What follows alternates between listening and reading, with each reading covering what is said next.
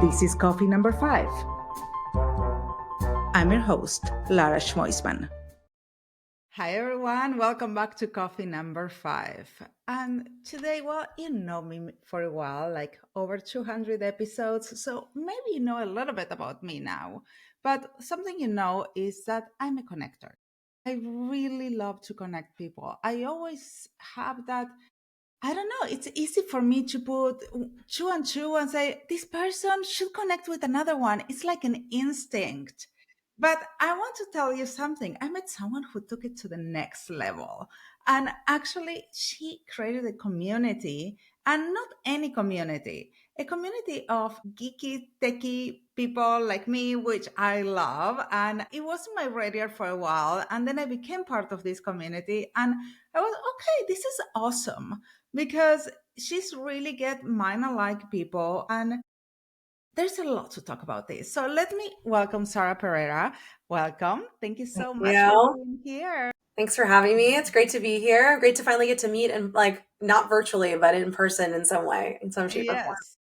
Yes. So Sara, I know that you work at Yotpo now and you are So I actually did a change last week. So was at Yacht for the last 4 years in partnerships and then just transitioned over to Revo, a loyalty provider also in the space. And that transition happened actually late last week. So some oh news my there. God, I didn't know about that. So we got some news. Wow, that's awesome. So I'm very familiar with the Otpo and I'm very familiar with the loyalty. But you've been in the technical world for a while now. And how these smart partnerships came up about and why you created? Because I can see that there's a lot of power. I know that you have now people all over the world that they're creating these events, and all these events are, did you find that there were all these super connectors around and like, well, let's put it together? How did it come Yeah. out about? Yeah, so I think it came out really naturally and organically. I was at a previous agency called MuteSix. We had a transition of our one of my colleagues, Adina, was leaving and she was actually going to Okendo. And we found that there was a way we wanted to get everyone together for her last hurrah. But then essentially when we started talking, we're like, why aren't we doing this more on a monthly consistent basis? And then also I found everyone's like, well, let's stay connected. And some people would do LinkedIn, some people would do text messaging, some people would do like email. And I'm like, this is a mess. And also I don't want people in my personal text. Like, no offense. I'm like, I want to, if we're not going to have brunch on Sunday, I'd rather not have a text from you. I'd rather be in a Slack community. So I was like, let's just create a Slack community. So it started off really organically there. And I wanted it to be able to be a place where we could help each other be better at our jobs. So the idea is it didn't matter if you were a competitor, if you were, working together, that you had an opportunity where you could get resource from each other because we could give each other short code to help each other out. So I think too often we tend to work in silos and reinvent the wheel. And I felt like there has to be a better way to do this where it's like everyone wins and succeeds with their clients together. So we got everyone in the community. It started growing organically where everyone wanted to just join. And it went from, 10 solid people, maybe 20, then it went to 1,800. And then last year, we turned it into a paid community because we wanted to actually really, I think, in essence, I think weed out people that weren't really committed, that were actually what I always say is like people who leave and say, "Oh, it's not worth the money." And by the way, it's $20 a month. I can't believe people balk at that. But No, it's not that. I love the idea that you made it pay just because it's people, you have skin in the game. You Yeah, want to exactly.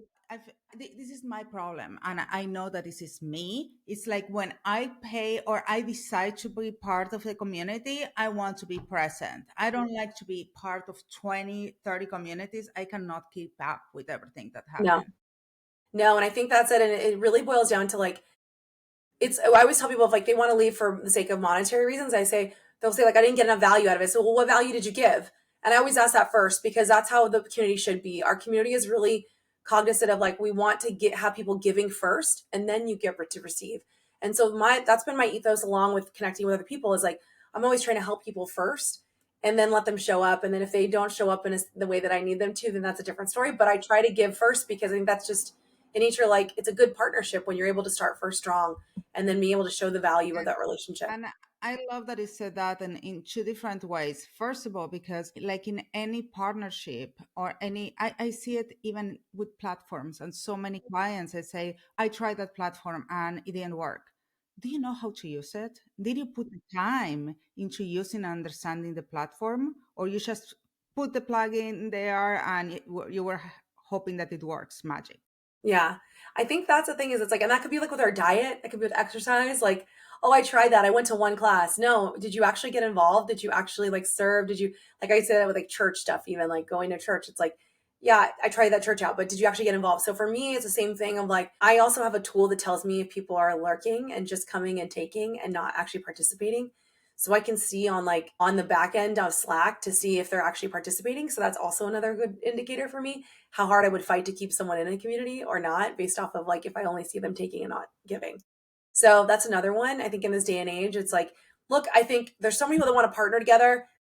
And my goal in creating this community along with others was that we would just keep top of mind with each other, that we would help each other, and that we would be able to like be able to be a resource where we are. So I am virtually like in my company, in my last last three companies, I've been virtual. So there's no office to go to, at least in Mhm. LA. And so having a place where I'm connected with other people in a Slack community, helping each other, it's pretty amazing.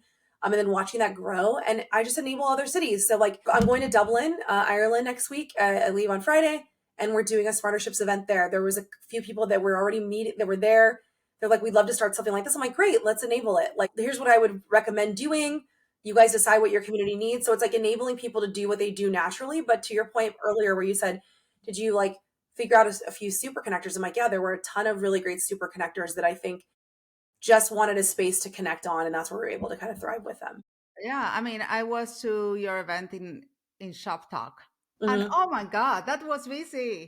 Yes. And that was not even our busiest. I think we had one in Toronto with like 600 people this last, for Shopify edition. So it gets bigger and bigger and it really does sell itself because the community sells itself. So that's been really amazing. So I love that we get to, partner together and do this work together because I think it makes it stronger, not only for the sake of us as individuals, but also for our merchants, like our brands that we work with, like helping them like creatively scale or getting connected. Like let's say what's so funny is everyone's like, oh, they're in the community because people want to get in front of agencies. I find that it's actually the opposite. People are needing to get in front of certain tech partners.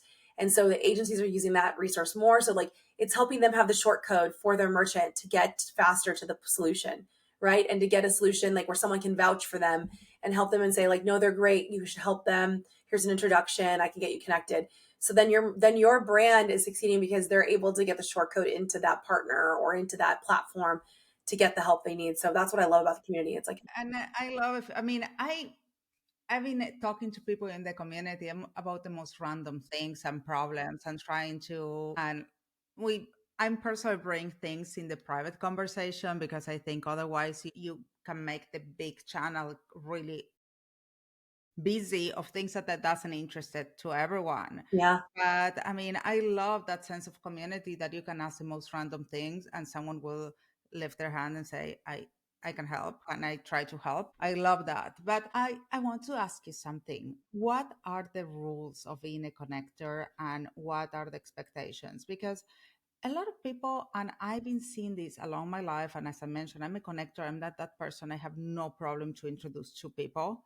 But I've seen a lot of people having issues doing that and introducing people. Yeah. I think because there's a motive behind it and you can't have the motive. Like, I always say like the things that I look at is like, I'm just here to help people. And that goes Mhm. back to like my faith values of like being able to help people because I think God has been so good to me that I try to help others. But I think if you come in with a motive like what am I getting out of it? Like if my goal is to get something out of this relationship, I think you'll never do it naturally and also organically and I think people understand and feel that. You can sense when someone isn't being organic or real with you and they're trying to get something out of it and transactional and it's all about relationship for me. So for me I'm like, it's not that you and I are having this podcast, we're probably now going to connect in a different level and we're going to be able to like know each other and hopefully the next time we see each other we're really like learning each other because like there's so many partners. I talked to one yesterday, had a health issue, has been out. I've been trying to support them with like more health related stuff, like trying to get them to like feel like they're supported with this community that's beyond the walls of work and rather it's being focused on like what does your family need, can we do anything to support you and your spouse, like anything we can do those ways. So like I think if you look at really I think like and I did this when I was in finance too. I did this when I was in finance and when I was in entertainment. Like, this wasn't just eComm specific, it's more like me building those relationships outside of the framework of a transaction at work, but rather the people and who people are and how do we connect.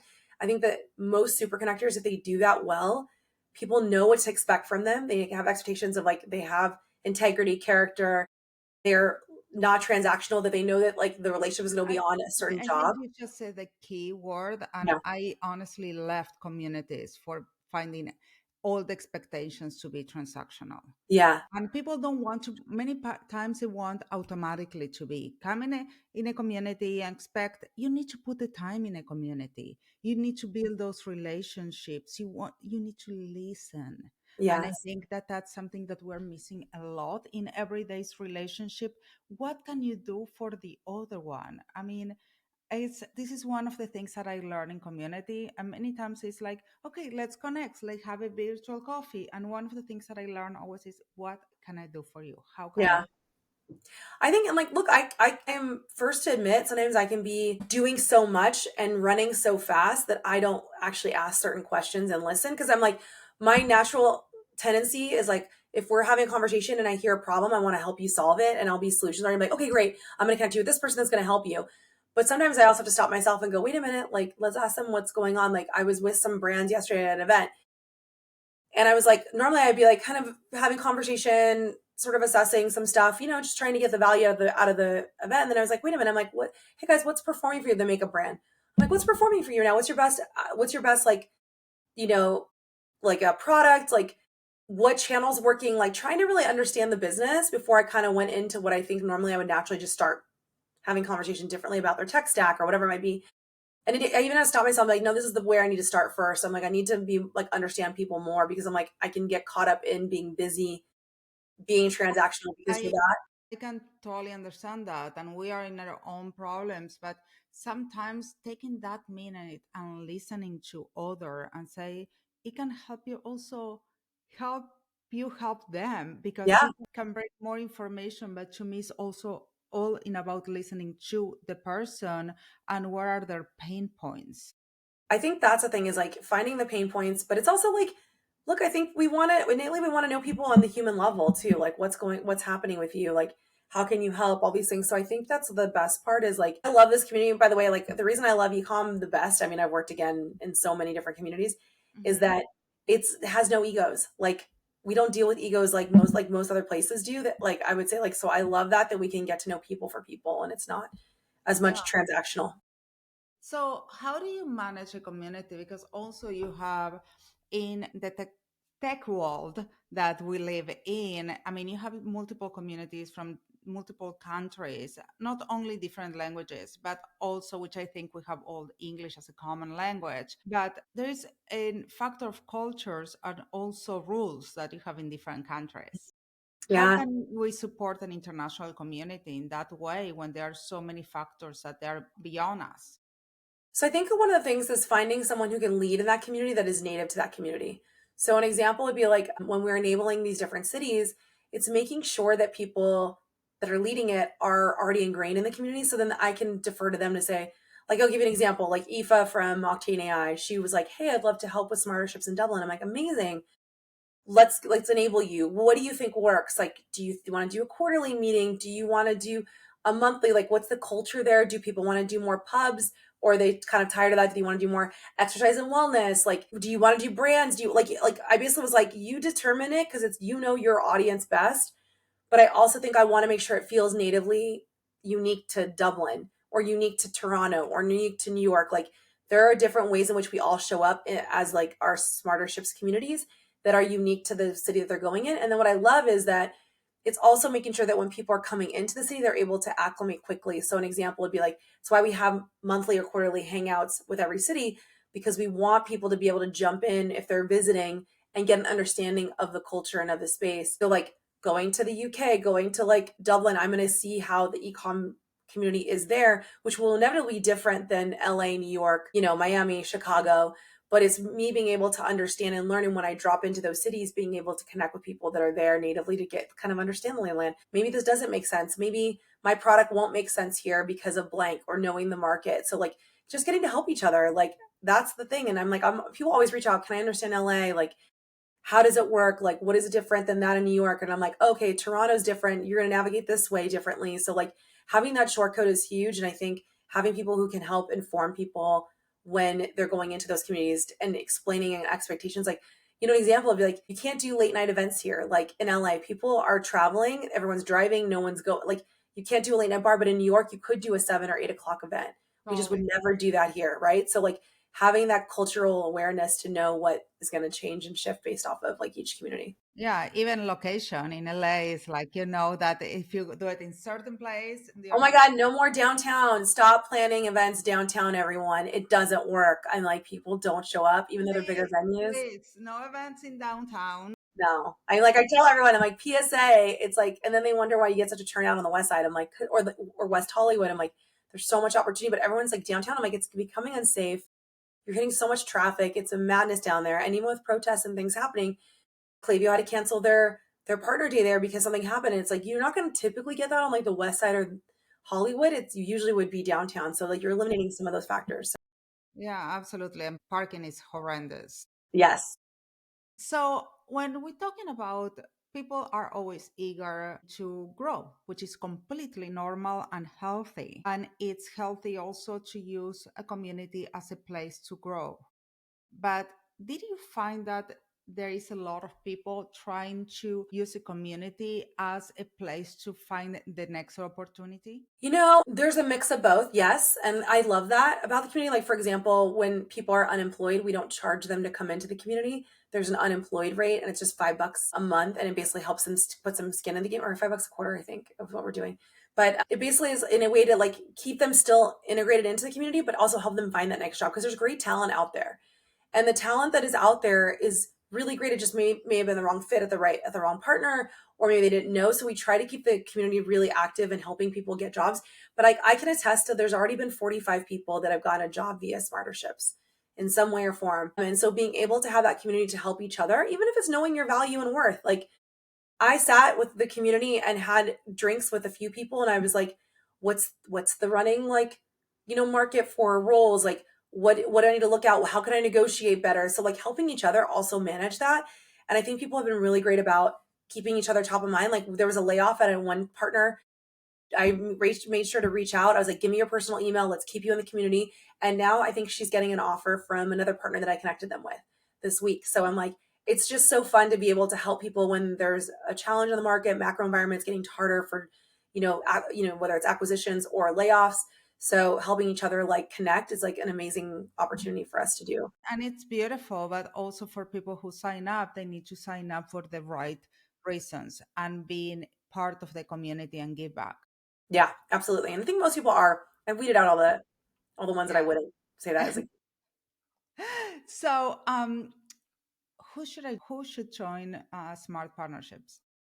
I think anyone who wants to join Smarterships would be wise if they are either founder of an agency, founder of a tech company, partner led organization like in partnerships or in partner marketing, and join the community if you are, in e-commerce. And it's beyond just Shopify. We're agnostic to different platforms, but the goal is to help each other succeed in partnerships. So if you're looking to do that now, if you're looking for thought leadership, a lot of like personal coaching and mentoring in your role, I would say we're not the community for you. And that's Partner Leaders is a great place to go.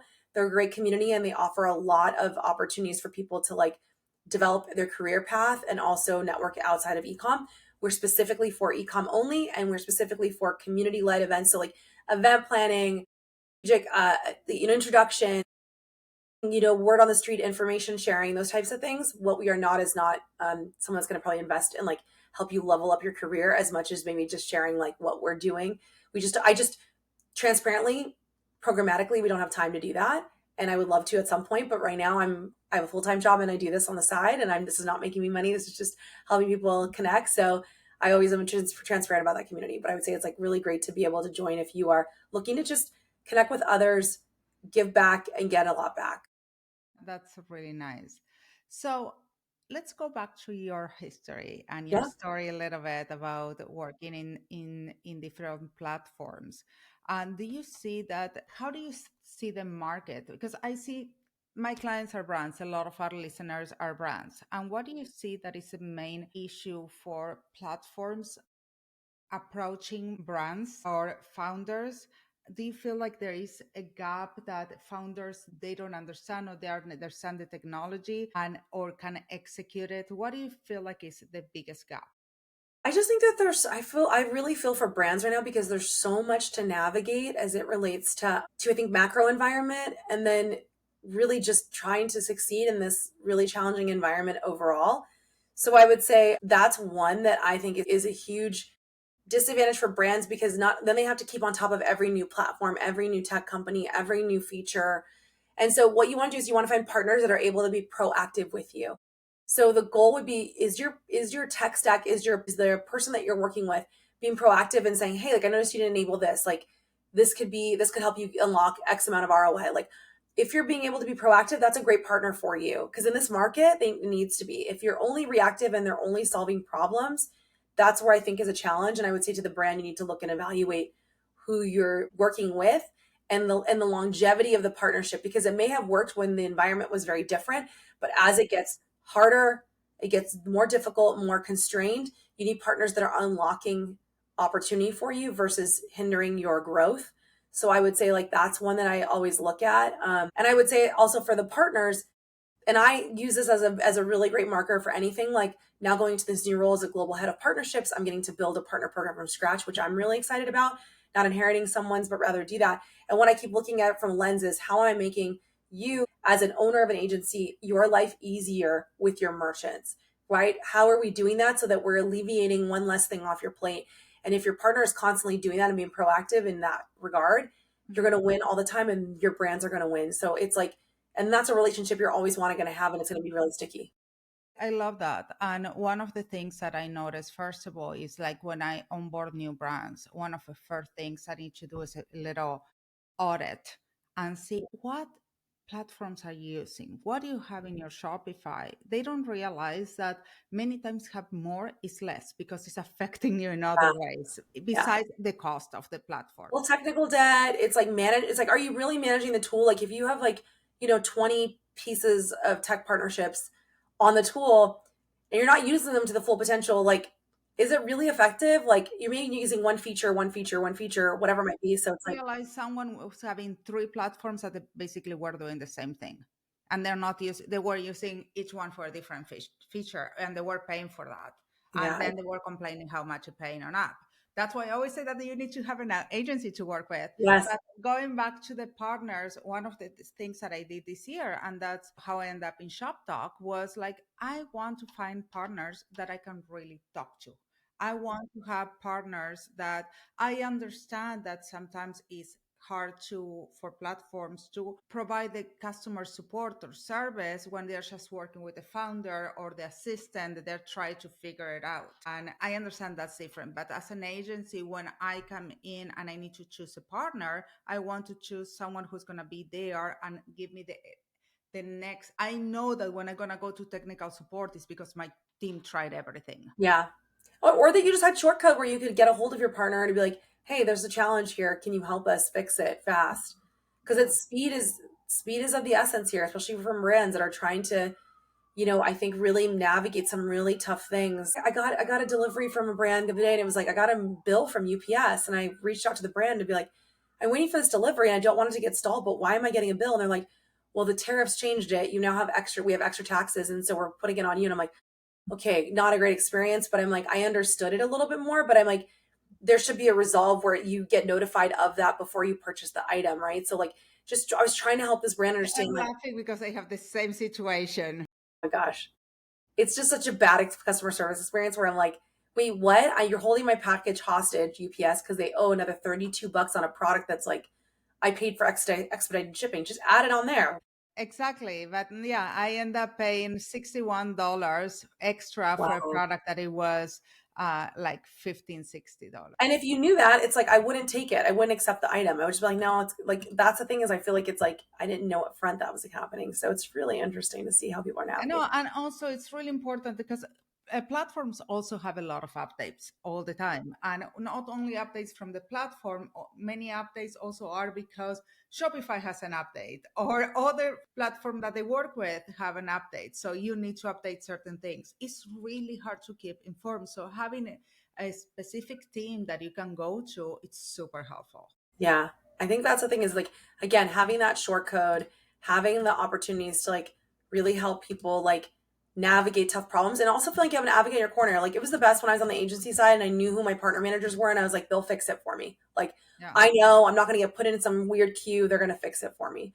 And I think if you have that, that's a massive differentiation in like what true partner and what they can do. Yeah, that's where we're going back to make smart partnerships. And that's why I think the name fits you perfectly. It's, it was a great decision. I did not name it. One of my partners did, an agency partner. We're all having drinks and everyone's like, you're always a connector. You connected all of us and we all like two agencies were merging. They're actually merging soon. It's going to be coming out. But this was like 3 years ago, 2 years ago. And basically they named it. They're like Sara Partnerships, Smarter Partnerships. And then like it turned into this whole Smarterships. And then that's where it started. But I was like, no, it's just us helping each other. Like that's the best part. You can help each other and succeed. It's a small world and I feel like people move and hop around, but like how great if we're smarter partnering together. And that's the goal of this organization. So That's great. Thank you, Sarah, for being here with us today. This was really lovely chat. it was great meeting you. Thank you so much for having me. And to you guys, I will see you next week with more Coffee Number 5. Find everything you need at larashmoisman.com or in the episode notes right below. Don't forget to subscribe. It was so good to have you here today. See you next time. Catch you on the flip side. Ciao, ciao.